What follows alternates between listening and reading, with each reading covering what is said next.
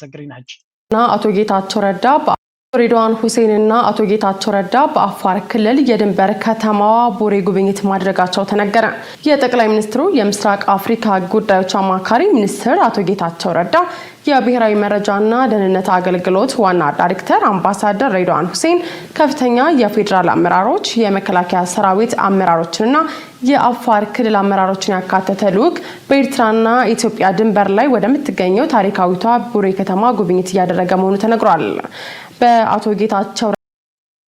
ከቀይ ባህር አሰብ 80 ኪሎ ሜትር ገደማ ርቀት ላይ በምትገኘው ቡሬ ከተማ ላይ በአቶ ሬድዋን ሁሴንና አቶ ጌታቸው ረዳ የሚመራ የፌዴራል ከፍተኛ ሚኒስትሮች አመራሮች፣ የመከላከያ አመራሮችና የአፋር ክልል አመራሮች ያካተተ ቡድን ዛሬ በኤርትራና በኢትዮጵያ ድንበር ላይ ወደምትገኘው ታሪካዊቷ ቡሬ ከተማ ገብተዋል። ቡሬ በኢትዮ ኤርትራ ጦርነት ጊዜ ብዙ መስዋዕትነት ከተስተናገደባት የጦር ግንባሮች አንደኛዋ ናት። እንደኛ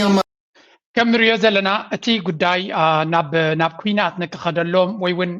اتي زلو ጌታቸው ረዳን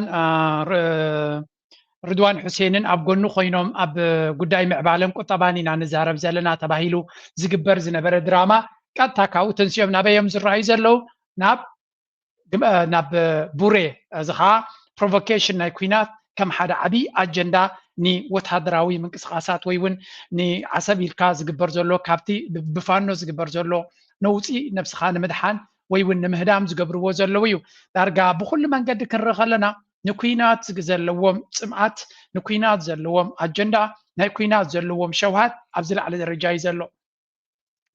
ንኩናት ስለዝኽእልዎን ክገብርዎ ስለዝኽእሉን ዓቕሚ ስለዘሎ ገለ ጥራይ ኣይኮነን ነው እቲ ፐርፐስ ኮይኑ ዘሎ ኣብዚ እዋን እዚ ከመይ ጌርካ ነቲ ናሬቲቭ ማለት ድማ እቲ ኣብ ክልል ኣምሓራ ዘጋጥም ዘሎ ኩነታት ከመይ ጌርካ ሽፍት ትገብረው እንተወሓደ ድማ ከመይ ጌርካ ነቲ ህዝቢ ብጉዳይ ናይ ዓሰብ ዝያዳ ከተኩር ኽእል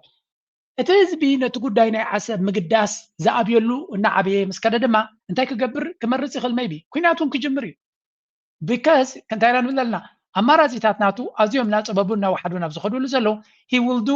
ኩሉ ዝከኣሎ ክገብር ክፍትን እዩ። ኣብ ሰምራ ኣብ ክልል ዓፋር ኣብ ሰምራ ዝበሃል ከተማ ሓደ ኮንፈረንስ ገብር ነይሩ። መንግስቲ ኤርትራ ድማ መሊሱሉ ኣሎ። እቲ ኩነታት እቲ ነፍሱ ዝኻለ ዳይቨርሽን ቴክኒክ ነይሩ። ኣጀንዳ ናይ ዓፋር ተጠቂምካ ንሉኣውነት ናይ ኤርትራ ንምድፋር ዝኽየድ ዘሎ ኩነታት ድማ ኣቕሊልካ ክትሪኦ ትኽእል ወይ እውን ሸለል ኢልካ ክትሪኦ ትኽእል ከም ዘይኮነ ብኩሉ መንገዲ ንርኢ ኣለና። ስለዚ እቲ ንሪኦ ዘለና ኩነታት desperately ንኩናት ይደልዩ ከም ዘለው እዚኣቶም ገለ ካብቶም ዓበይቲ ኣካውንታት ናይ ኢትዮጵያ እዮም። እንታይ ዝብል ዘሎ ኔክስት ሜጀር ዎር ዳርጋ ምስ ኤርትራ ኩናት ንክህሉ ይፅልዩ ኣለዉ ክትብል ትኽእል ኢኻ። ኤርትራ ፌስስ ሲሪየስ ኤግዚስተንሻል ትሬት ኣዘ እንታይ ዝብል ዘሎ ኤርትራ ዓብይ ፀገም እዩ ዘጋጥማ ዘሎ ብውሽጣዊ ፀገም እቲ መርሕነታ ድማ ከቢድ ወጥሪ እትይዋ ዘሎ and continues to pursue enmity with Ethiopia which has ስለዚ ምስ ኢትዮጵያ ድማ ናይ ኩናትን ዕግርግርን ምርጫ ይድወስድ ዘሎ። ኢትዮጵያ ድማ 132 ሚሊዮን ህዝቢ ኣለዋ። 10 ዕፅፊ ናይ መሬት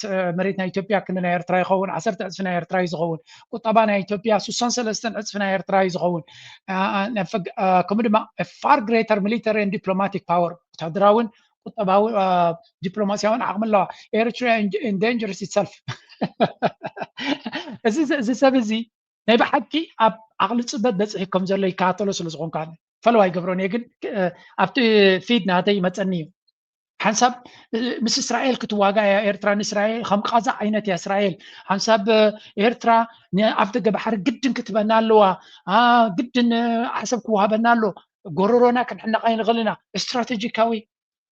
ኩሉ እቲ ዘረባን ስነ መጎትን ኤርትራ ንክእምን ኤርትራውያን ለብሙ ምሳና ምስራሕ ሸኩም ዝብል ኩሉ ተስፋ ቆሪፁ ሕጂ ኣብ ናይ ኩናት ቋንቋ ስለዚ ወገን ብልፅግና ነቲ ብልፅግና ብቐረባ ዝርእይዎ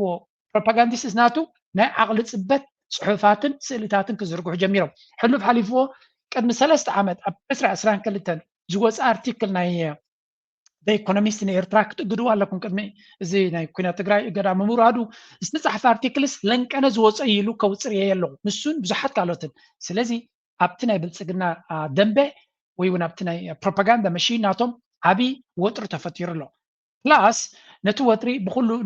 ናብ ኩናት ገፁ ንምግባሩ ዝግበር ዘሎ ኩነታትን ክርኢና ኣብዚ ካልእ እንታይ ምዝያ ዝብልዋ ዘለው ናይ ወደብ ሕቶ ከም ድራማ ትኸይድ ዘላ ድማ ካልእ ኣብዚ እንታይ እዮም ዝብሉ ሓንቲ ዘረባ ኣላ እሳ ድማ throughout مليش لهم نزلقن أبزياتا صحفت نساتهم زبلوا زلوا زيها تايلو حدا ده يكون دارجا عسرت أكاونتات ناي تويتر كادرتات ناي بلتقنا زصحفوا زلوا تايو إثيوبيا تنت بشمنت بليون for port access to Djibouti أبز حلفة 3 عمد ما 8 بليون يا كفيلة 8 بليون كفيلة لا this is not an opportunity for a return this is not an opportunity for return but for their envy in a few years time they will not be able to achieve their dreams but they will be able to achieve their تايز بلزل بحفشة نزل جنزب زي نير تراويان ناي بحق تمسيتهم نزل 8 بليون أباهم إنفستوا قينو إنفستوا لمن يوم كوشش زدلي زلوا مجمريا إير تراي كركلتهم سلامتاي كم زي كركلتهم تاريخ موكاسة قداسي كابن إحنا بعلنا نجارة تراي زي ناي ودبات انت داريها أب حسبنا أمنت بنسعى خم محلال فوق دينيرو من نسعى من محلات تراي زي كلنا أسألته تباهلون زي كعب نوح استمت نهي كلتين على حتات استمركوسي أو انت وزخوني الرأي ناي منكسي ريتاز استمركوسي ملازي منكسي إثيوبيا الحمد لله خدكمرلو فوق دينيرو مالدي فتحدث شنخ كاب زي كاب نعمة حلال في الناس أخم نبور خفولة زقبوه هيك قولهم كحفظناهم شحوكا بتجراي نعمتنا يرجع أنا تبعنا نزن باو زنكاش عصر نورا مكاين هنا زخفل انت نبرة بنسعرو بودا وعصب زقبر نبرة مكسقاس نمكاين خنا كن بنسعيت زقبر نيرو زي عبي ربحاني إثيوبيا نيرو مالتي قالوا خا حلف كان ناتهم هلاوي أبتو ودبون فوق نيرو كم تلام زم حدرون يروم زالقال عصب سبب حدرون يروم كتون نتود مالتي كابو وزعي أبز كبر زنبر النقدي بوجن إثيوبيا أمنت زكبر زوسز نبر السجوم تات زخون يخون عوز أخشيت يكالي تبهي لزترت راح ولا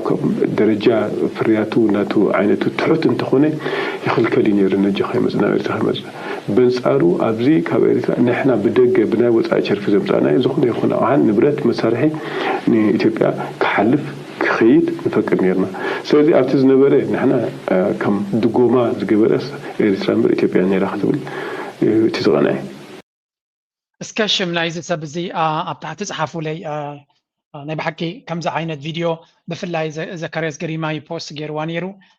with all respect أنا بحكي كم زعينة تحسته كم زكوت خلوا أزياء قداسي لمتاي بعفنا ترى كناس بجبت ممكن نزارب سلزلنا إذا كان تايز قبر زلوا إرترا ولو إن تودب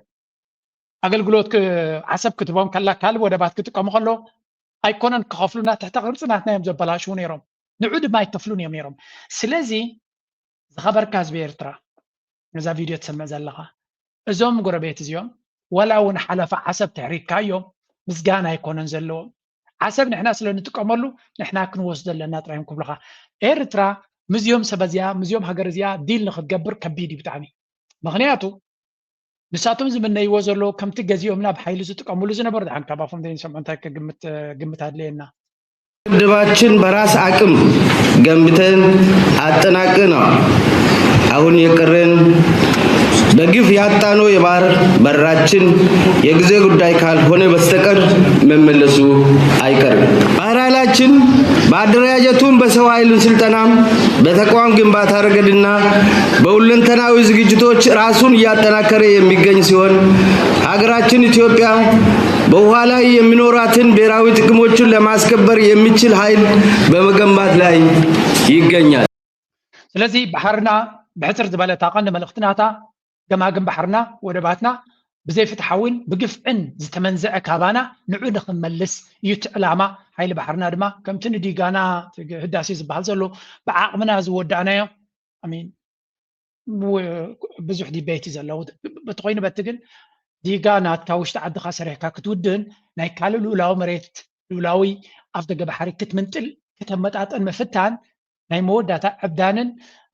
صلالن يزري بزا خانتايو مراحب لعلي عبيدو سلوزلو كلاتهم معريو كابون لعلي كعبدو كخوللو ارتراس غيلا يكون انتريو زلا ملس تهبالا ات ملس دما محبرسب عالم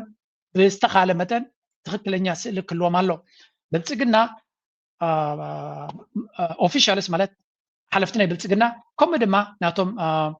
propagandists seem to be أكندي زحل نابلو زخدو ما مليسهم نابرتعو يخدو لو زغانتايو بدارجا مجلس اختراق بل زي تغل عبدان ويكات اللالو وي obsession زعبا لولاوي أفدق بحر زبل وزلو بخالة زراربا قوبت أمالتي لولاو أفدق بحر أي وابني لولاو أفدق بحر مالت قوبيت كام حاز مالتي سلزي this was زغا من سيرترا أبرتعو يخنونون قبول كم زي كوني زاربالو أب سمرات غيرو زنبره وعلى دما انت يبلو Institute of Foreign Affairs تباهيلو بو تغليص استغبره the Defense War College نكوينات دالو زلو department مالتيو and the Samara University over the weekend ስለዚህ እቲ ዝግበር ዝነበረ ሲምፖዚየም ዝበልዎ ድማ እንታይ እዩ በቲ Foreign Affairs ናይ Defense War College ናይ ኩናት ኮሌጅን ከምኡ ድማ ሳምራ ዩኒቨርሲቲ ዝበሃልን ኢሎም ዝገበርዎ እዩ ታሪክ ሪቪዥን ማለት ቅድሚ ሕጂ ዝነበረ ታሪክ ዘንቢዕካ ብምትርጓም ከምኡ ድማ ኣብ መንጎ ኒልን ቀይሕ ባሕርን ዘሎ ርክባት ናበልካ ዘየለ ኣደናጊርካ ለኽቢጥካ ናብ ዝገደደ ሽግር ንምውሳዱ ሕጋዊ ታሪካዊ ዝኾነ ይኹን ጭብጥን ዘይብሉ ነገር ከም ሓደ ኣገዳሲ ነጥቢ ጌርካ ህውተታ መፍጣር ማለት እዩ ኣይትውሓጥ እዩ እንተበልክዋስ ትጎስሞ መሊሳ ትጎስሞ እዩ ነገሩ ብምባል ገሊፅዎ ኣሎ እዚ ኸ ኤርትራ ኣትሪራ ትገልፅ ከም ዘላን ብግምጣሉ ኣብቲ ኮንፈረንስ ዝነበሩ ካብቲ ፎሬን ሚኒስትር ድዮም ካልኦት ኩላቶም ኣንጻር ኤርትራ ድማ ሰፊሕ ዝኾነ ግብረ መልሲ ይህቡ ከም ዘለውን እዚ ድማ ኤርትራ ተጠንቂቓ ትከታተሎ ከም ዘላን ዝግብኦ መልሲ ትህብ ከም ዘላን ድማ ምፍላጥ የድሊ ሓደ ካብቲ ዝብልዎ ዘለዉ ብዛዕባ ሪፈረንደም ናትና ዘለዎም ምልክት ሕቶ እውን ይዛረቡ ኣለዉ ህዝቢ ዓፋርን ህዝቢ ኩናማን ኣብቲ ግዜ ሬፈረንደም ነጥብ ጉዳይ ናቱ ብትክክል ኣይተገልፀን ዩኒስኣር ኣብ ዘውፅኦ ሪፖርት እውን ገለ ነጥብላቶም ኩሉ ግዜ ደዝውርዋ እንታይ ዝብል ኣብቲ ሪፖርት ገለ ኩናማን ዓፋርን ቅሬታ ከም ዝነበሮም ገይሮም ኣውፅኦምን ኤርትራውያን ማይኖሪቲስ ኢንክሉዲንግ ዓፋር ኩናማ ቅሬታ ከም ዝነበሮን ህዝባዊ ግንባር ድማ ሸልል ከም ዝበሎ ዝብል ሓበሬታ ኣሎ ንዓ ድማ ዳርጋ ብጣዕሚ እዮም ኮለል ከብልዋ ዝፍትኑ ብካልእ መንገዲ እዚ ንሳቶም ከም ኢሎም እናዓንደሩ ከለዉ ወይ እውን ኣብቲ ዕብዳኖም ከለዉ ሓንቲ ምሁራት ናይ ኢትዮጵያ ዝገበርዋ ክንርኢ ምሁራት ናይ ኢትዮጵያ ኣብ ኣምስተርዳም ተኣኪቦም ነይሮም ከም ትሪእዎም ዘለኹም ኣክቲቪስትስ ምሁራን ናይ ኢትዮጵያ እቲ ናቶም ፕረስ ሪሊዝ ዝገበርዎ ፅቡቅ ኣቢልና ክንሪኦ ተኮይና ብዙሕ ነጥብታት ዘለዎ እዩ ነይሩ ግን ስልጣን ንምስግጋር እዮም ዝዳለዉ ዘለዉ ስለዚ ኣበይ ተኻይዱ ኣብ ኣምስተርዳም እዩ ተኻይዱ ዕለት 18 ወርሒ 10 2015 እዩ ነይሩ purpose concerned Ethiopian convened to address Ethiopia's worsening political security and economic crisis ስለዚ ኣብ ኢትዮጵያ ዘሎ ፖለቲካውን ቁጠባውን ድሕንነታውን ፀገም እቶም ኣብኡ ተሳቲፎም ዝነበሩ ካብ ዝተፈላለዩ ፖለቲካውያን ውዳቤታት ካብ ወታደራውያን ሓይልታት civil society scholars activists and diaspora members እዮም agenda እንታይ ነይሩ ፖለቲካዊ ምስግጋር political transition ማለት እዩ principles and process of political settlement ከመይ ጌርካ ነብቲ ፖለቲካ ብሓደ ኣመሓዲርካ ምስግጋር ናይ ስልጣን ክትገብር ትኽእል mechanisms for peace ንሰላም ከመይ ጌርካ ተውሕሶ ድሕሪ ምውዳቕ ናይ ሓደ ስርዓት ማለት እዩ ከምኡውን managing external actors ናይ ደገ ፅልዋታት ከመይ ጌርካ ትምክቶም ስለዚ key conclusions ገለ ካብቲ መደምደምታ ዝገበርናዮ ዝብልዎ ዘለዉ እንተሪእና ድማ እንታይ ይብልለው severe political and security breakdown እቲ ኣብይ ኣሕመድ ፈጢርዎ ዘሎ ኩነታት ዝብልዎ ዘለዉ እንታይ እዩ ሓደ ዓብይ ፖለቲካውን ድሕንነታውን ውድቀት ኣጋጢሙላ ኣብ ኢትዮጵያ ብሰንኪ ንሳቶም ዝገብርዎ ዘለዉ economic hardships and security instability economic hardship and social instability ስለዚ ቁጠባዊ ሽግርን ከምኡ ድማ ናይ social instability ዘይርጋት ሕብረተሰብ ድማ ኣይተረጋገን ኣሎ ኣብ ልዕሊ ህዝቢ ኣብ ልዕሊ ህዝቢ ኤትኒክ ኣብ ልዕሊ ኤትኒክ ዘሎ ፀገማት ዳመጅ ዲፕሎማቲክ ስታንዲንግ ኤንድ ሶቨሬኒቲ እስካልኦት ጎረባብቲ ይኹን ብዓለም ደረጃ ዲፕሎማሲ ናይ ኣቢ ብዙሓት ኪላታት ናይ ኣቢ እንኮላይ ከም ቀረብቲ ናይ ኣቢ ከም ፅሕፍዎ ዘለዉ ዕንደራ ዝመልኦ ናብ ብሪክስ ስለምንታይ ከድና እንታይ ትመክሰቡ ስለምንታይ ካብ ኤውሮጳን ኣሜሪካን ካብ ኣይኤምኤፍን ወርልድ ባንክ እናለመና ከለና ናብ ራሻ ናብ ቻይና ንፅጋዕ ናብ ኢራን ንኸይድ ናብዚ ንኸይድ ስለዚ ስትራቴጂ ዘይብሉ ካብ ሓደ ቦታ ናብ ካልእ ቦታ ዝዘልል ዘሎ ውፅኢት ዘይብሉ ሕቶ ናይ ኣፍ ደገ ባሕሪ ኢልካ ንሶማልያ ቆጢዕካ ብሶማሊላንድ ዝፈተንካ ክፈሽል ከሎ ጥሪ ኢልካ ብካል ዲፕሎማሲ ከይፈተንካ ድማ ናብ ኩናት ናብ ኤርትራ ትገብሮ ዘለካ መመሊሱ ፀቕጥን ፅልዋን ተነፅሎን እምበር ፍታሕ የምፃልና የለን ይብሉ ኣለዉ ስለዚ ካልእ urgent warnings ህፁፅ መጠንቀቕታታት without coordinated action Ethiopia risks collapse of central authority ድሕሪ ህፁፅ ዝኾነ ለውጢ ተዘይተገይሩ ዝተወደበ ምድሓን ተዘይተገይሩ ኢትዮጵያ ኣብ أتي مأكلاي ممحدار نايتي إثيوبيا فح قبل كم زغل post Abiy transition plan is urgently needed to avoid deeper catastrophe. ስለዚህ አብይ ድሕሪ ወዲቑ በዚ ሕጂ ዘለናዮ ከይተወደብና ከለና እንተወዲቑ ዓብ ፀገም ከጋጥመና እዚ ሕጂ ኣብ ኣምስተርዳም ዝካየድ ዘሎ ፕላስ ፋኖ ፅምዶ ናይ ህወሓት ናይ ፋኖ ናይ ሸነ ናይቲ ወታደራዊ ግንባር ፅምዶ ክግበር ዝኽእል ወታደራዊ ግንባርን ፖለቲካዊ ግንባርን ኣብ ነንበይኑ ቦታ ክህሉ ይኽእል እዩ እሳቶም ክገጣጠሙ እንትኽኢሎም ሰላማዊ ምስግጋር ወይ ከዓ እቲ ኣቢ ምስ ወደቐ ክመፅእ ዝኽእል ዕንወት ክጎድል ይኽእል እዩ እንተዘየለ እቲ ኩነታት መሊሱ ናብ ሓደጋ ክኸውን ክኸይድ ከም ዝኽእል እዮም ከምኡ ድማ proposed actions stakeholders must recognize the looming እዚ ኩሉ እቲ ነቲ ከባቢ ዝዕዘብ ዘሎ ነቲ ሽግር ክርድኦ ክኽእል ከም ዘሎ ሓበራዊ ምርድዳእ ክህሉ ከም ዘሎ ንምስግጋር ከምኡ ድማ ድሕሪ ኣቢ ከመይ ጌርካ ነቲ ናይ ሴኪሪቲ ቫኩም ስርዓት ተወዲቑ ሰራዊት ተወዲቑ ከመይ ጌርካ ተሰጋግሮ ክሕሰበሉ ኣሎ formulate a peaceful and inclusive transitional arrangements እንታይ ሓበራዊ ዝኾነ ሰላማዊ ንኩሉ ዘማእኸለ መሰጋገር መንግስቲ ፖለቲካዊ ኣሰራርሓ ድማ ካብ ሕጂ ክሕሰበሉ ኣለዎ እዮም ዝብሉ ዘለዉ ስለዚ ሲሪየስ ዝኾነ ናይ ኣቢ ውጥቀትን ናይ ስርዓት ምስግጋርን እዮም ዛረቡ ዘለዉ ካድረታት ናይ ኣቢ ድማ ኣብ ኤርትራ ኣብ ደገ ከማን ተቃውሞ ብዛዕባ ከምዚ ዝዛረብ ዘየለወሉ ወላ ሓንቲ ደገ ዝምንቅስቃስ ኣብ ዘየለወሉ ግዜ ዝነበረ ናሓትሕዱ ክባላ ኣብ ዝውዕለሉ ዘሎ ናይ ኢትዮጵያ ብሰንከቲ ዘለዎም ፀገም ኩሉ ሰብ ናብ ሓደ ቦታ መፂር ቀደም ከምዚ ነበሩ ሕጂ ግን እቲ ሓደጋ ይረኣዮም ስለ ዘሎ እቲ ኩነታት ካብ ግዜ ናብ ግዜ ብቕልጡፍ ይቀያየር ስለ ዘሎ ተቐላጢፍካ ነቲ ኩነታት እዚ ከመይ ጌርካ ትቋፀሮ እዩ ኔክስት ስቴፕስ ኢሎም ከዓ ንካልኦት ሓይልታት ድማ ንምምፃእ ክፅዕሩ ምዃኖም እዮም ዝነግሩ ዘለዉ ስለዚ እቲ ኩነታት ከምዚ ኢሉ እናሃለዎ ከሎ ካልእ ድማ ኣሎ ብዚ ክሰምዖ ዘለና ودي يسمعوا منين الآن قبل كده بيقولوا الناس الآخرين لكن اسمعوا منين الآن احنا أي طيارة تقوم من أي مطار من دولة مجاورة أي طيارة تسقط تضرب تقتل أي مسيرة بتقوم من أي مطار احنا بالنسبة لنا هدف مشروع هدف مشروع اوكي እንታይ ዝብል ዘሎ ونحن من اللي نكون متأكدين طبعا ናይ RSF ሓላፊ ደጋሎ ሓመቲ ደጋሎ ማለት እዩ ዝኾነት ይኹን ነፋሪት ይኹን ድሮን ካብ ዝኾነ ይኹን ቦታ ንመንግስቲ ናይ አልቡርሃን ወይ ነቲ ሰራዊት ናይ ሱዳን ኣብ ምጉዓዓዝ ትሕግዝ ዘላ መጥቃዕቲ ንምግባር ዝኾነ ትሕግዝ ዘላ ኣብ ቦቱ ከድና መጥቃዕቲ ክንገብር ኢና ኢሉ ዘጠንቅቕ ዘሎ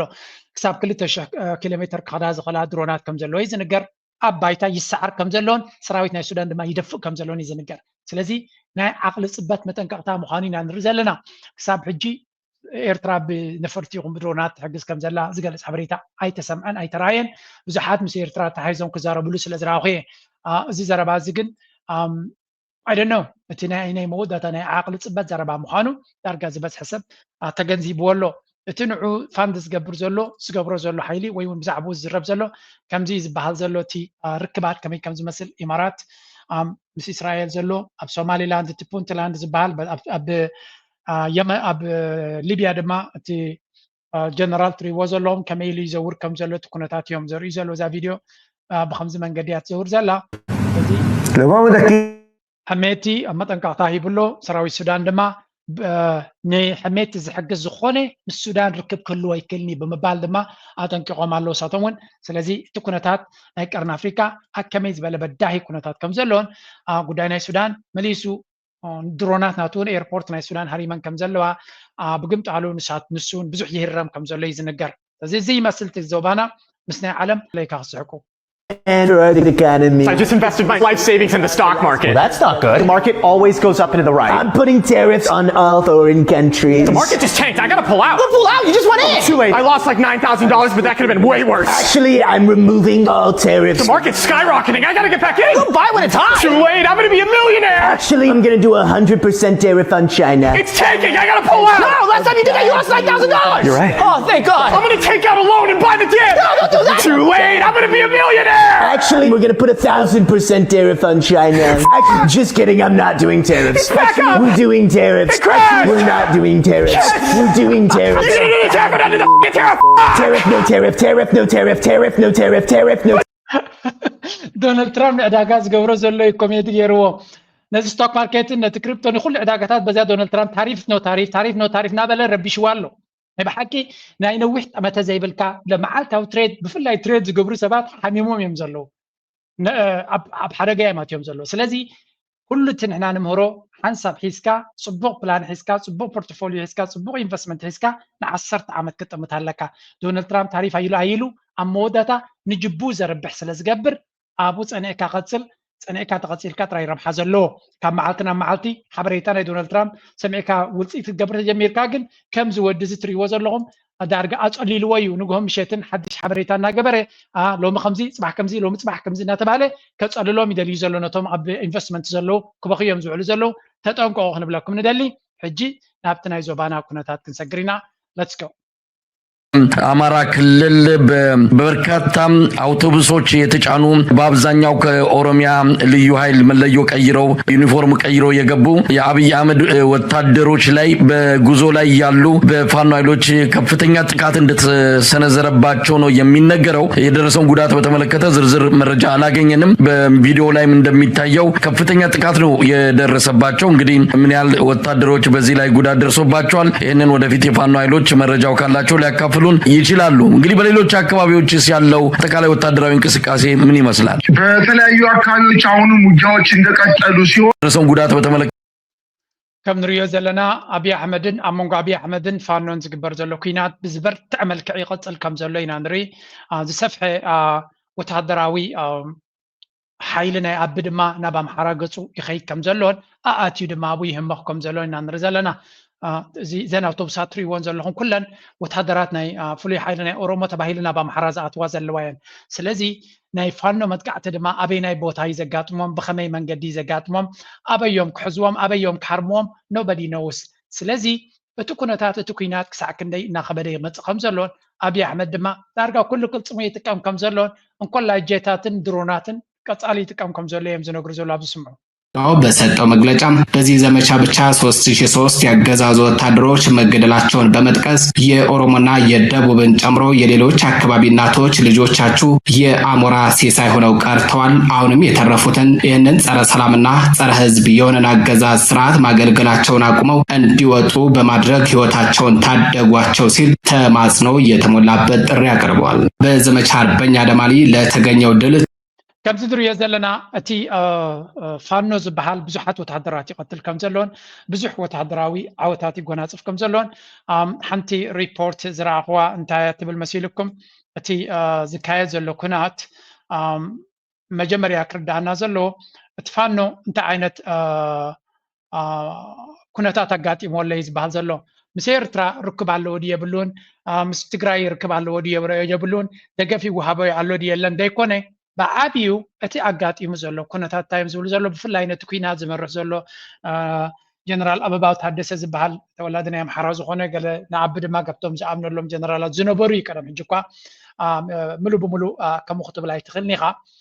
أبزوا نزي تناي فانو مقزقاس فلاي تناي فانو حيلي كمزي يمثل بزحت كوماندو يسلطن كمزلون بزحت هدرو عقم يسلطن له انتاي لومو جنرال أباباو يلوز بحال زلو فانو بقطري بوتادراو عقمي كاب بلصقنا بزرخو أصوار يخون كالي أزي حيال كوينو خمزلون نفانو كتسعري الكاك جبر زخل كوينات دما أزي كبيت كون كم زخل نجيرو ما خمزلون تو كوينات أو محراز مرحزلون أبي كم زنقرو انتو خونه بتهم تولت أرومو زخون جنرالات جولاي يخون كم دما أبي نو كنكسل لنا بحيل كنودو لنا زبل كالكوليشن مدام نبتان كم زقبران يزنقر زلو نمنتاي كوم يبلالو እቶም ተወለድትና ያምሓራ ኣብትናቱ ከባቢ እናርሓ ቆሚ መጽእ ከም ዘሎ ኣብ ዝንገር ስለምንታይ ይስኸ ኣብ ኩናት አንጻራይ ደው ኢሎም ይሕግዙኒ ያለውን ንዓይ ድማ ይጻቡኒ እዮም ዘለውን በር ይድግፉኒ ያለውን ዝብል ኣተሓሳስባ ሒዙ ስለ ዘሎ ስለዚ ብግምጣሉት ፋኖ ዝበሃል ካበይ ዝመጽእ ወታደራት ኣብ ተዓዲ ዝገብርዎ ዘሎ ዕንወትን ኩናትን ይርዎ ስለ ዘሎ ነፍሲ ወከፍ ተወላድና ያምሓራ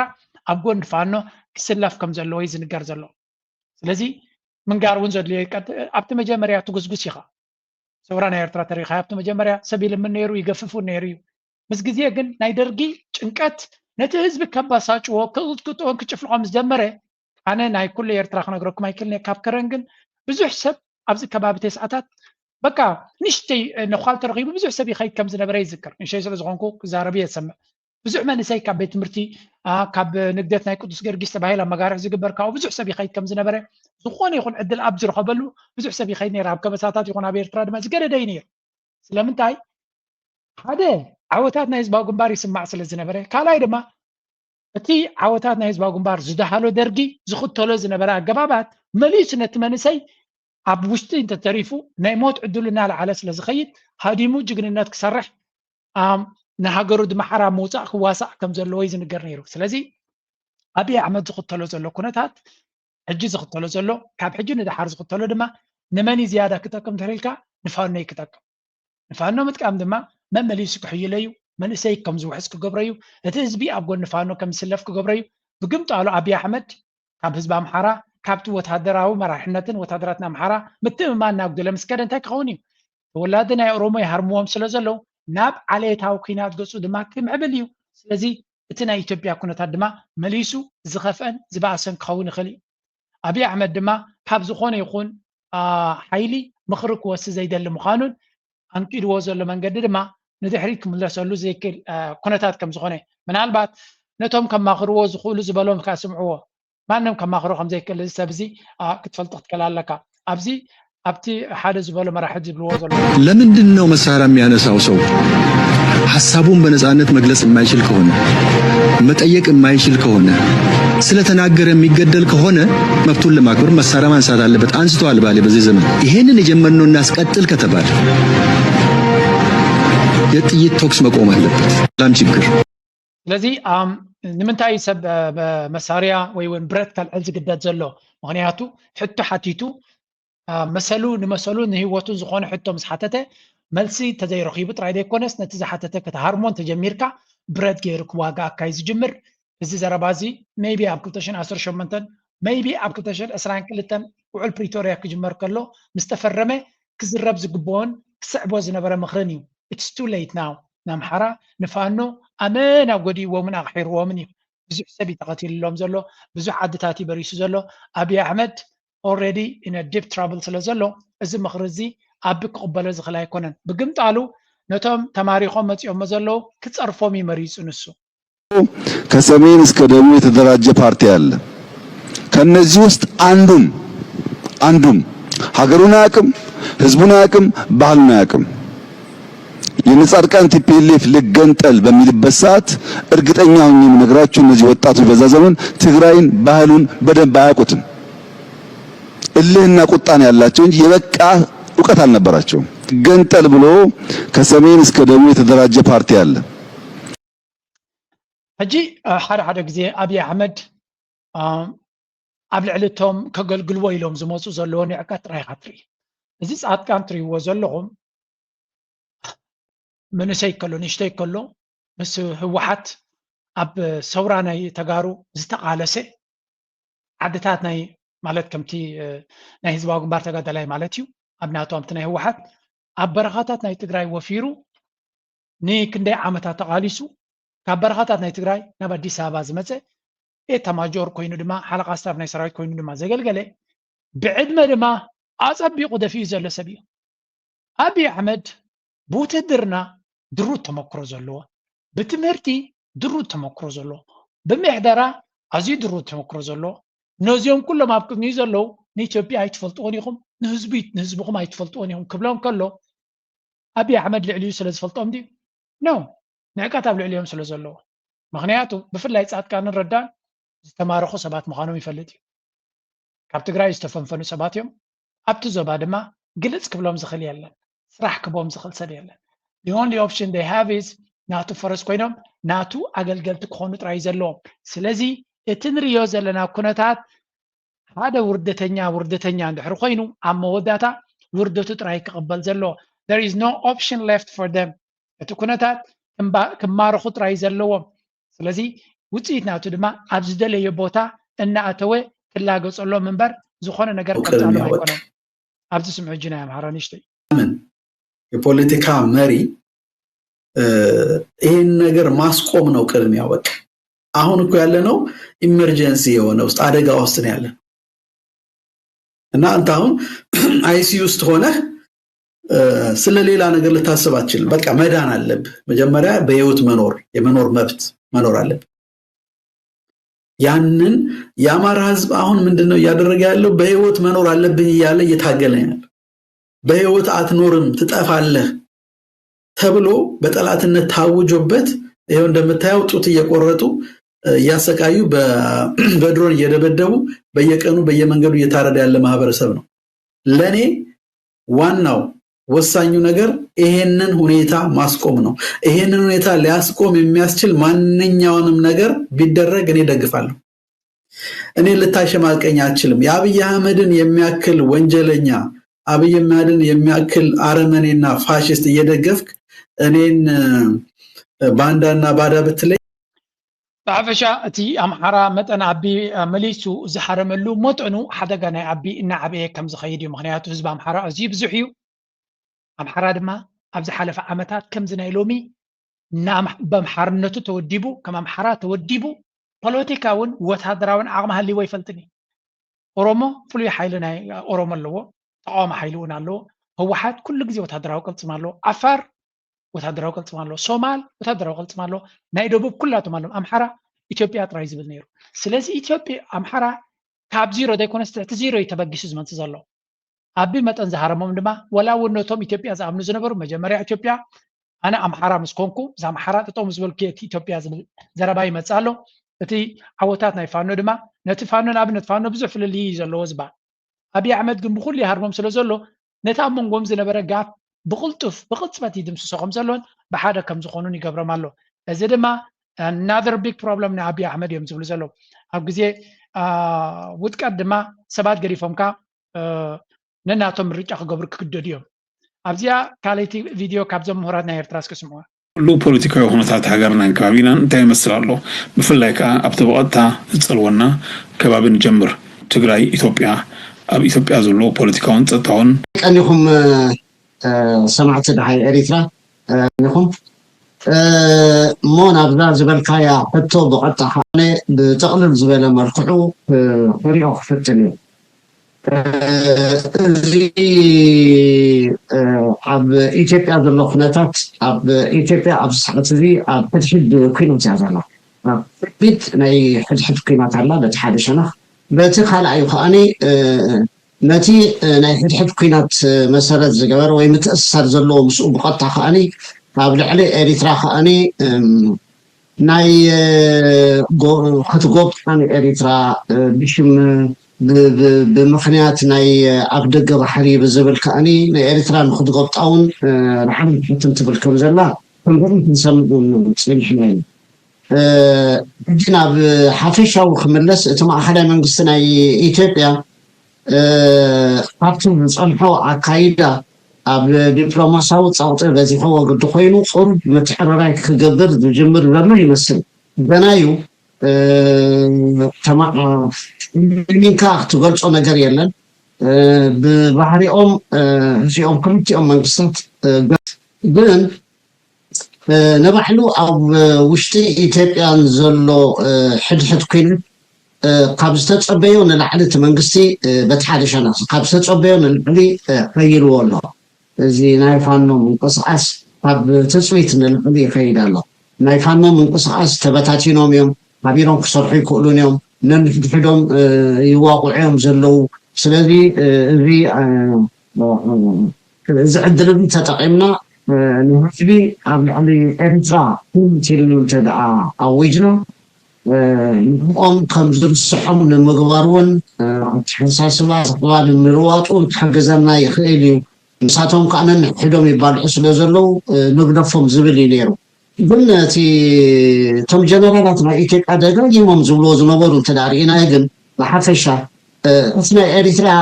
ኩናት እንዳበለት ማእከላይ መንግስቲ ዝገብሮ መናውራ እምበር እቲ ዝዓበየሲ ታሪካዊ ፀላእትና ዝብልዎም ንኤሪትራን ንግብፅን እንድዮም ግን ፕሮክሲ ወር የካይዱልና ኣለው። ብኢድ ኣዙር ኣብ ውሽጢ ዓድና የካይዱልና ኣለው። ናታቶም ተራ ዳርጋ ርኡይ እንዳኮነ ይኸይድ ኣሎ። ምክንያቶም እቲ ኩናት እንዳበርትዐ ይኸይድ ኣሎ። ከም ዝውረ ዘሎ ኣብ ኣስመራ ናይዞም ፅምዶ ዝባሂሎም ኣብ ማእከላይ መንግስቲ ናይ ኢትዮጵያ ንኸውድቁ ዝሰርሑ ዘለው ናይ ፋኖ ናይ ኦላ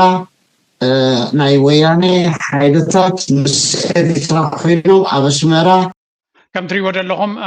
ሰንጋል ዝብሎ ዘሎ እቲ ኣብይ ኣሕመድ ዳርጋ ብኩሉ ተዓዛቢ ናይቲ ኩነታት ኣብይ ኣሕመድ ኣብ ዓብ ሽግር ከም ዘሎን ካብዚ ሽግር እዚ ክወፅእ ከቢድ ብድሆ ይፅበዮ ከም ዘሎን ንክወፅእ ከማን ዘሎ ተኽእሎ ፀቢብ ምዃኑ ኢና ንነግር ዘለና ኣብ ከምዚ ዓይነት መደብ ከሎ እዩ እቲ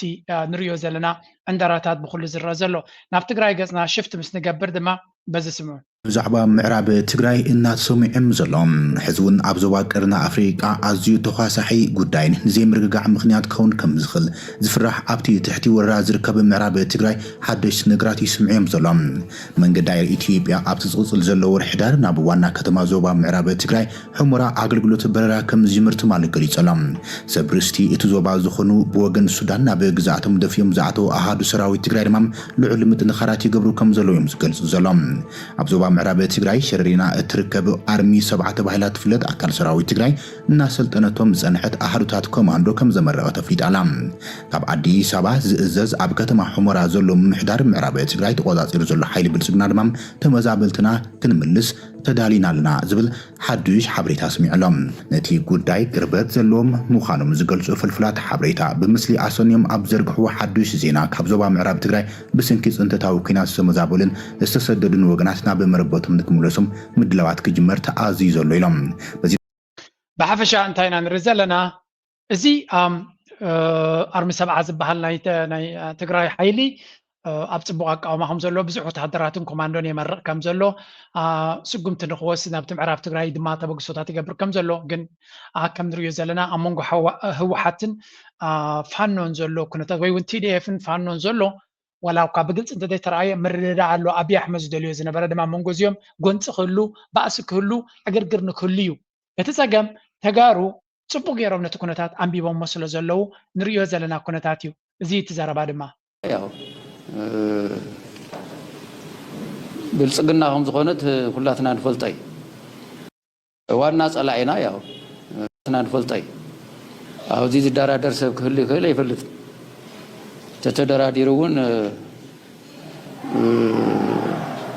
ሓቂ ዶ ይኸውን እንታይ ማለት እዩ ኢልካ ምስማዕ ዘድልዮ ኣይኮነን ክስማዕ ዘይብሉ ዘረባ ስለ ዝኾነ ኢለ ዝኣምን ባዕለይ ማለት ፍሉጥ እዩ ጸላኢናስ ፍሉጥ ካብዚ ዝብገስ ቁልፍ ጸላኢ ከዓ ንሕና ኢና ንስርዓት ፋኖ ይኮነ ባሕሪ ይኮነ ጭልፋ ይኮነ ዋላ ኦላ ይኮነ ዋና ጸላኢኡ ንሕና ኢና እዚ እውን ምርዳእ ንወፅሐሉ ይመስለኒ ዋና ጸላኢኡ ንሕና እንተኮይንና እዚ ሓይሊ እዚ ኣብ ውዕል ፕሪቶርያ ውሽጢ ኮይንካ ነዚ ሓይሊ እዚ ከመይ ተቕልጦ ከመይ ተምክኾ ኩሉ ናይ ተዓዲ ኢኮኖሚ ፖለቲካ ዲፕሎማሲ ናይ ፀጥታ ስራሕቲ ትግራይን ምፍራስን ከመይ ክሰርሕ ከም ዝኽእል ርዱ እዩ ብተግባር ማለት እዩ በርቢሮም በታቲኖም ዝኸይድ ከይዱ ልኡኹ ፍፅም ዝሃብዎ ሓይሊ ክንዲ ዝከኣል ፅዒሩ ቻለንጅ ምስ ገጠሞ ተሓቆሽዎ እዩ ኣይከኣልኩን ናባኻ ክመፅእ ኢሉ ኸይድ ኣሎ እዚ ሓይሊ እዚ ኣብዚኡ ለፈላላይ ዘለዎ ሰብ ክህሉ ይኽእል እዩ እዚ ጀነራል እዚ ጆን መዲድ ማለት እዩ ሓደ ካብቶም ንጹር ዝኾነ መልእኽቲ ዝህብ ዘሎ እዩ ምክንያቱ እቲ ትግራይ ዝበሃል ብሓደ ክሰርሕ ተኮይኑ ነዚ ዘለዎ ብድሆ ክስዕር ተኮይኑ ጸላኢ እዩ ኣነፂሩ ክፈልጥ ክኽእል ኣሎ ቀዳማይ ጸላኢ ናቱ ቅድሚ ሕጂ ዝደምሰሶ ሕጂ እውን ክድምስሶ ብኩሉ መንገዲ ዝፅዕር ዘሎ ቀዳማይን ዝዓብየን ከምታ ዝኽብላ ዝፀንሐ ኣብይ ኣሕመድን ብልፅግናን እዩ እዚኣ ክሊር እንድሕሪ ኮንካ እቲ ካልእ ኩሉ ቀሊል እዩ ምክንያቱ እቶም ካልኦት ፋኖ ናይ ፋኖ ቁፅሪ ሓደ ጸላኢ መን እዩ ህወሓት ኣይኮነን እዚ እቲ ገይም ኣቢት ክፃወቶ ዝፍትን ዘሎ እዩ ናይ ፋኖ ቁፅሪ ሓደ ጸላኢ ናይ ህዝቢ ኣምሓራ ቁፅሪ ሓደ ጸላኢ ኣብን ብልፅግናን እዩ ናይ ኤርትራ ቁፅሪ ሓደ ጸላኢ መን እዩ ኣብን ብልፅግናን እዩ ናይ ሸነ ኦላ ቀዳማይ ጸላይ መን እዩ ኣብ ብልጽግናን እዩ ስለዚ this becomes very clear ምክንያቱ ካልኣይ ኤርትራ ናብነት ህወሓታይ ጸላይ ኮይና ኣብ ዝዋን እዚ ጸላይ ዝኾነ ይኹን ኣጀንዳ ናብ ኤርትራ ዘለዎ የብሉ ፋኖ ወላ ሓንቲ ኣጀንዳ የብሉ ኦኬ ዓሰብ ደልዮም ገለ of course ደልዮም ዓሰብ ዘይደሊ ሰብ የለን ቻይና ትደልያ ኣሜሪካ ትደልያ ራሽያ ይደልዩ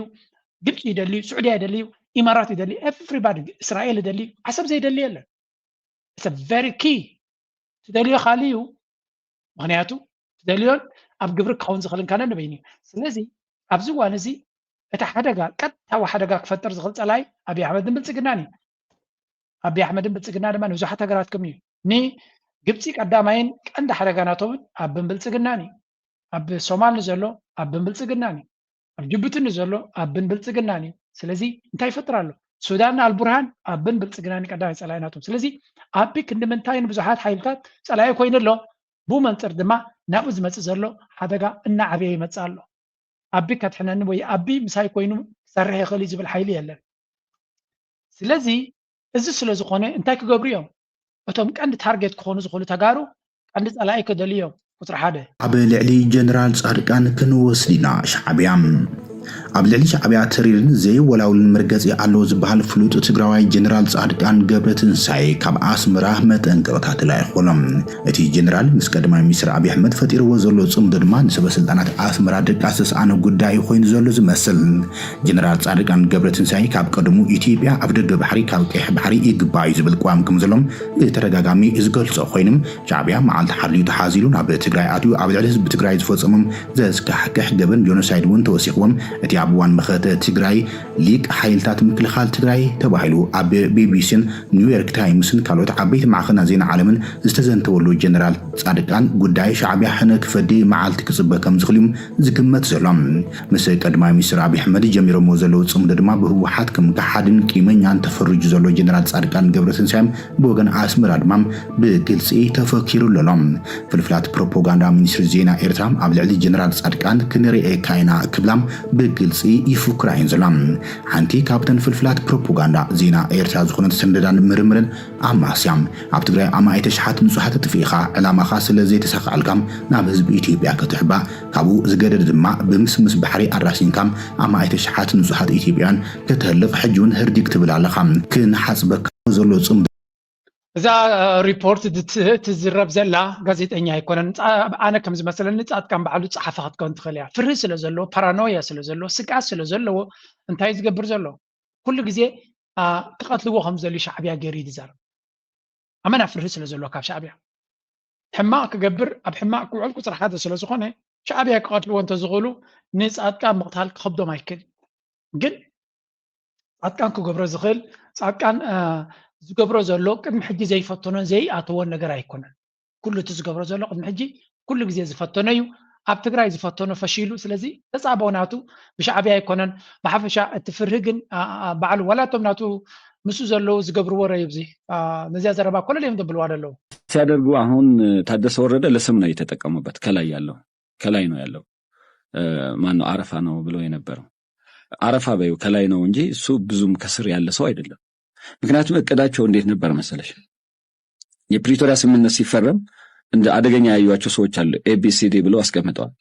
ፕላን ኤ እነ ጻድቃንን ከዛ ነገታቸውን ከዛ በኋላ ታደሰን ማስወገድ እንታይ ዝብል ዘሎ ዝኻ ከም ትሪእዎ ዘለኹም ኩላታ ምስ ጻድቃን ተሰሓሒባን ኣዲስ ኣበባ ዝኣተወት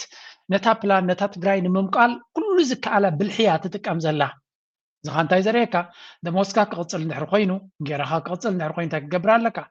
ነቲ ኣብ ትግራይ ዘሎ ቀውሲ ናብ ዝለዓለ ደረጃ እንተተኻይሉ ድማ ከተፍርሶ ክትክእል ኣለካ ትግራይ ፋሕፋሕ ክትወላ ኣለካ ፋሕፋሕ እንድሕር ኢላ ብልጽግና ቦታ ክረክብ ክእል እዩ ብዘይ ትግራይ ድማ ናብ ኤርትራ ኩናት ንክገብር ህውተታ ምዃኑ እዩ እዚ ብዚ ንሪኦ ዘለና ክገብሮ ስለ ዝኽእል ዘይኮነ ገለ ኣንፈት ናይ ኩናት ከም ዘለዎ ንኸርኢ ስለ ዝደሊ ዝገብሮ ዘሎ እዚ ኣብ ቡሬ ተኻይዱ ኣብ ቡሬ ኮይኖም ዝገብርዎ ዘሎ ስእልታት ጌታቸው ረዳሲ የአይ ናይ ኩናት ክኢላ ኮይኑሲ ወታደራዊ ስልቲ ንክገብር ስትራቴጂ ንክገብር እዩ ኣብ ቡሬ ከይድሎ እንድሕር ኢሎምካ ኣብ ከላይ ትገብር እንታይ ስትራቴጂ ክገብር ኣብይ ኣሕመድ ጌታቸው ረዳ ስለዚ ኩሉ ፕሮፓጋንዳ እዩ ኮንዶኾን ንሽተይ ኩነታት ንረክብ ስለዚህ ኤርትራ ነዚ ሕጂ ዘሎ ኩነታት ብኸመይ ተንብቦ እንተሪልካ ኤርትራ it has to use all the leverage ኩሉ እቲ ዘሎ ኩነታት እዚ ኩሉ መንእሰይ ዝስልጥን ዘሎ ኮማንዶታት ድዩ ሰራዊት ድዩ ቅልፅም ናይ ፋኖ ንኤርትራ ምቹ ባይታ እዩ ኤርትራ ክትዋሳእ ተደልያ of course ፋኖ ካብዚ ዘለዎ ናብ ዝለዓለ ደረጃ ክዲብ ኮማንድ ናቱ ብሓደ ኮይኑ በልሕ ዝኾነ ወታደራዊ ስጉምትታት ንክወስድ ኮይኑ ተመክሮ ዘለዎም ጀነራላት ምክሪ ክህብዎ ኣለዎ እዚ ድማ ብቐጥታ ዘይኮነ ብብዙሕ መንገዲ ይዛረብዎ ኣለዉ እቶም መራሕቲ ናይ ፋኖ ነቲ ስትራቴጂ ዘውፅኡ ዘለዉ ምስ ኤርትራ ምስ ጀነራላት ናይ ኤርትራ ምናልባት ርክብ ክህልዎም ይኽእል እዩ ዝብል ግምት ንዓበየ ዝኸይድ ዘሎ ፅቡቅ ድማ ክህሉ ኣለዎ እሱ ኤርትራ ትሕግዞም ኣላ ዳይ ትሓግዘን ንፁር ከይኮነ ግን ሓገዝ ከም ዘሎ ክዝረብ ከሎ ፅቡቅ እዩ ምክንያቱ ራዕዲ ዝፈጥር ሳቶም ዝደልይዎ ዘሎ ፕሮፓጋንዳ ጌርካ ናይ ኤርትራ ንምርዓት መንእሰይ ናይ ኤርትራ ንምርዓት ነቲ ህዝቢ ኤርትራ ንምስንባድ እዮም ዝደልዩ ዘለዉ ክገብርዎ ዝኽእሉ የለን ሓንቲ ብዚኣ ኣላ ንኣብይ ኣሕመድ ፅቡቕቲ ትገልፆ ቪድዮ ስእሊ ዝገበርዋ ብልፅግና እዚኣ እስከስምዕዎ ድሓን ሓንዲዱ ምስ መፀ እንታይ ከም ዘጋጠሞ ዘሎ ሰሓቀት ኢላት ንዓይ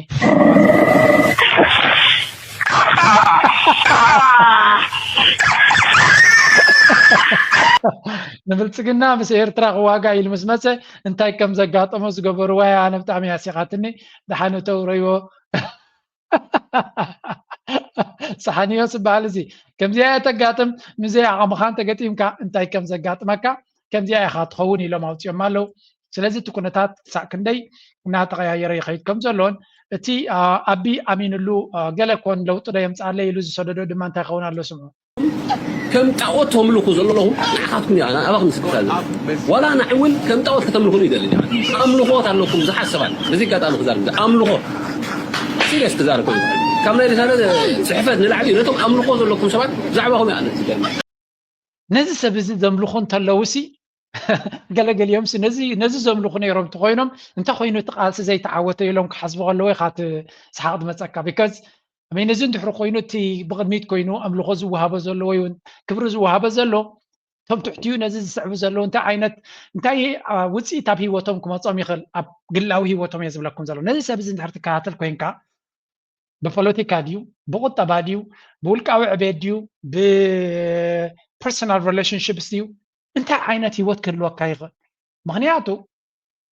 بعلاتهم زبلوي this guy is a trash انا زبل كايتا تراش جن بزحات الجي ولا بتكبابي زنبر زي لو تيابلو نزي زكاتاتولو اندحر خوينو نيت دنبت قومه ما زي تقند دمصناتو اندحر الكاني ابو خلخ ابي كم تبص انت كون وخان مصايخه فلوت نيرو ኤርትራ አብይ አሕመድ ተቃዋምትናቱ ተወዳዲቦም አሜና እንታይ ኢላኩም ነራ ብትቅድሚት ምዝያ ሕጂ ዘላ ከተሓዘልኩም ስለ ዘለኹ አብይ አሕመድ እንታይ የጋጥመሎ ወይ ውን ትናቱ ተቃዋሚ ሓይሊ ከመይሉ ተተሓሒዙ ይኸይዳሎ ከመይሉ ተወጋጊኑ አንጻር ደው ኢሉ ብድሆታት ይፈጥረሉ ለይልና ብግምጣሉ ኣብዚያቶም ከተንርለና ናቲንግ ስለዚ እቲ ኩነታት ከመይ ከም ዝመስል ጽቡቕ ጌሩ ንኽርዳና ኢለ ዝገብሮ ዘለኹ እዩ ስለዚ አቢ ናቱ ተቃዋምቲ ክንምንታይ ሓይልና ገበሩ ይመፅሎ ቶም ኤሊት ናቱ ምሁራት ናቱ ተቃዋምቲ ናቱ ኣብዚ ድማ ኮንቶ ዝኾነ ቃልሲ ንርለና ስለዚ ኣብ መወዳታ እቲ መንዩ ዝያዳ ሽግር ክገጥሞ ዝኽእል ኣብዚ እዋን እዚ እቶም ፀዓዱና ኣብ ዘማኽርዎ ዘሎ ኣብ ኤርትራ እዩ ሽግር ክጋጥም እዮም ዝብሉ ዘለዉ እቲ ሽግር ግን ተኽእሎ ናቱ ሪል ዝኾነ ዝረኣየካ ኣበይ ምዃኑ ንርለና ዝኾነ In Eritrea's Makal region, Rahel Gabrahiwet has embraced a new life as an ICT teacher in the rural village of Habarada, Mogolo subzone. Assigned to teach at Habarada Middle School, she is proud of the impact her work has on the students and their future. مجموعة اسمي راهيل قبرهوت بحال كابزوا معكل متي هجوحات مديبة عب موقاش باركة نوزوا مغولو حبردات بحال بيت مرتي سرح له. Thanks to Eritrea's Ministry of Education, ICT in Education and critical funding from the Global Partnership for Education, GPE, Habarada Middle School now boasts a solar-powered ICT classroom, providing grade 8 and 9 students with access to essential ICT learning materials. نزيك المرام كلناها بزح تعريز حتى كدماي والهدي يوم awareness development كمزي information in computer literacy والهدي development كلا information literate نكونون موبايلاتهم تشارج مقبري نبرومن سولار سلت تتخلالهم تبقى تشارج قبرو موبايلهم كتكمو قربون كاتش أكو قبري جمرو لو بزمت زلو مالج. With support from the Global Partnership for Education (GPE), transformative technology has reached rural schools, bridging the digital divide and unlocking students' potential. Rahel envisions her students using these newfound skills to pursue higher education and eventually returning home to uplift and empower their community. መንግስትና ካንዝቅ ወላሕታጊሩ ሶላር በመትካሉ አብራብ ሃይ መይሱን መስን ኮምፒውተር ኢንስቶል በመግባሩ አብራብ ሆናሎ ማለት እዩ ካላይ ካኒ እዚኦም ወላሐደን ኮምፒውተር አፍልጦ ዘይብሎም ወይ ካብ ካምፓስ ምስከዱ ኢቨን ብዘይ ኮምፒውተር ስራሕ ነገር የለን ካል ወላፍት መርጽ ወዝደለ ዲፓርትመንት ካኒ ክሕግዞም ማንታን ኢሉ በመግባሩ አብራብ ሃይ መቸም እነዚህ ክትረኻ ለኻ ከም ኤርትራዊ ክንደይ ሓጎስ ይስማዓካ ነዚ ነገር እዚ ከመይ ገይሩ ብዝሰፍሐ መልክዕ ክኸውን ይኽእል ናብ ዝበዝሑ ኤርትራውያን ክበፅሕ ይኽእል ኢና ንብል ዘለና ናይ ብሓቂ እዞም ህፃናት እዚኣቶም ካብ ከተማታት ኣዝዮም ርሑቕ ኣብ ርሑቕ ገጠራት ዘለዉ እዮም ከማኻ ኤርትራውያን እዮም ስለዚ ነዚኦም ዝወሃብ ዕድል ድማ ኣዝዩ ደስ ይብለና ብፍላይ እዞም ዩኒሴፍ ኢልካ ዩኤንዲፒ ኢልካ እቶም ኤንጂኦ ኣብ ኤርትራ ዘለዉ እዚ ናይ ዩኤን ኤጀንሲስ ዋላ እኳ ድሩት ባጀት ኣለዎም ውፅኢታዊ ስራሕ ኣብ ምስራሕ ዓብዪ ኣበርክቶ እዩ ዘለዎም ነዚ ይገብርዎ ጥራይ ዘይኮነስ ብቪድዮ ገይሮም ደውፅዎ ዘለዉ ንሶም እዮም ብሃይ ኳሊቲ ቪድዮ ተቐዲሑ ስለምንታይ ንካልኦት ሰባት እውን ኢንስፓየር ክገብር ስለዝኽእል ስለዚ ምስ ኤርትራ ብውሁድ መንገዲ ትርዎ ኣለኹም ሶላራት ንሂወት ናይ ኤርትራውያን ከመይ ገይሩ ክቕይር ከም ዝኽእል ከምዚ ዓይነት ፕሮጀክት ብብዝሒ ክንርኢ ኣሚን ወላ ይግበር ይኸውን ግን ከምቲ ዝድላ ይወፅን እዩ እዞም ዩኤን ኤጀንሲስ ግን ነታ ዝገብርዋ ብሙላእ ብቪድዮ ገይሮም ናይ ምውፃእ ክእለት ስለ ዘለዎም ናይ ብሓቂ ደስ ዝብለካ ኣይሆፕ ከምዚ ነገር እዚ ድማ ብብዝሒ ክንርኢ እዞም ህፃናት እዚኣቶም ንከባቢኦምን እቲ ዞባታቶምን ንሃገር ምሉእ ዓብ ኣበርክቶ ክገብሩ ዝኽእሉ ብምዃኖም ድማ ፅቡቕ ይስምዓና ካብ ወፃኢ ሓንቲ ቪድዮ ካብ ውሽጢ ኤርትራ ዝመፀ ኣብ ናይ ኤርትራ ተፈጥራዊ ቀጠልያ ቦታታት ተርኢ ባዮዳይቨርሲቲ ኢሎም ደውፅዎ እዚ ኣብ ኤርትራ ዝወፀ ቪድዮ እዩ ቢዩቲፉል ክሳዕ ክንደይ እቲ ኤኮሲስተም ምስቲ ኩሉ ዝግበረሉ ዘሎ ፃዕሪ ይቕየር ከም ዘሎ ኢና ንርኢ እቲ መሬት መጠን እቲ ምኽዛን ናይ ማያ ዲጋታትን ናይ ካልእ እናዓበየ ምስ ከደ መጠኑ እቲ መሬት ናብ ቀጠልያ እናተቐየረ ብኡ መንፅር ድማ እቲ ዝናብ ይኹን እቲ ካልእ ተፈጥራዊ ነገር ናይቲ ዓዲ እናተቐየረ ክኸይድ ከም ዝኽእል ዘርኢ እውን ንርኢ ኣለና ስለዚ ምናልባት ናይ መወዳእታ መዛዘሚት ኣምባሳደር ቢንያም ዝገበራ ስእሊ እያ ነይራ ንኢትዮጵያውያን ክሕርቕ ኢድዩ ገይርዋ እዮም ዝብሉ ስኻት ብዙሓት ግን ከም ትሪእዎ ዘለኹም ነዚ ብሉፅ ስእልታት ዳህላክ ካልእ ብሉፅነት ናይ ኤርትራ ርእዩ ናይ ኤርትራ ልኡላውነትን ካልእን ክደፍር ንዝፍትን ፈፂምካ ክኸውን ዘይክእል ኣብ ውሽጢ ምድሪ ዝተቐበረ ልኡላውነት ናይ ኤርትራ ዕንቆት ናይ ቀይሕ ባሕሪ ከም ዝኾነን ንላዕሊ እንተኸይድካ ድማ ንውሓቱ ድማ ክንዲ እምባ ሴራ ምዃኑን ፅንዓት ናቱ ድማ ዘይነቓነቕ ምዃኑ ድማ ከም እምባ ደንደን ምዃኑ ኢሉ ገሊፅሎም ኣሎ ስለዚ በዛ ፅብቕቲ ዘረባ ነቶም ተንኮለኛታት መሊሱሎም ኣሎ ናይ ሎማ ርእሲ ድማ ኣብዚ ክንውዲና ላይክ ምግባር ሼር ምግባር ርእቶኹምን ሓሳብኩምን ብሃናፅ መንገዲ ግደፍ እናበልኩ ዝያደ ርፍቕ ገትፈኩም